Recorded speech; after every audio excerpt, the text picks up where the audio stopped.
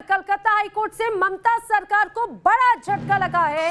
दरअसल हाईकोर्ट ने बंगाल सरकार की याचिका को खारिज कर दिया है। दरअसल वो याचिका जिसमें चुनाव के बाद हिंसा की जांच के आदेश के खिलाफ लगाई गई थी, हाईकोर्ट ने इस याचिका को खारिज कर दिया है।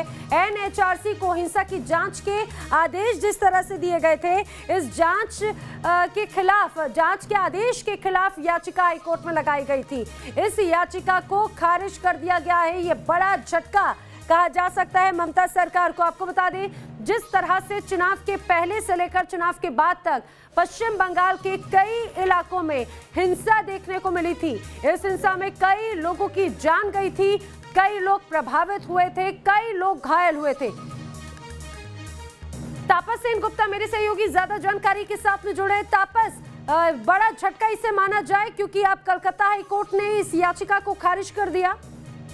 जी बेशक ये बहुत बड़ा झटका है पश्चिम बंगाल सरकार के लिए, क्योंकि जून महीने में ही एक कॉन्स्टिट्यूशन बेंच 5 जजों का ये आदेश दिया था कि राज्य सरकार नेशनल ह्यूमन राइट्स कमीशन को विजिट करने के लिए अनुमति दे। और नेशनल ह्यूमन राइट्स कमीशन को ये बाकायदा ये कहा गया था कि वो पोस्ट पोल वायलेंस को लेकर अलग अलग जगहों पर जाकर मुआयना करके एक कंप्लीट रिपोर्ट सौंपे कलकत्ता हाई कोर्ट को। इसको इस पिटीशन को रिकॉल करने के लिए एक दूसरा याचिका दायर किया गया था राज्य सरकार की ओर से हाईकोर्ट के पास, जिस याचिका को पूरी तरह से खारिज कर दिया है आज कॉन्स्टिट्यूशन बेंच ने।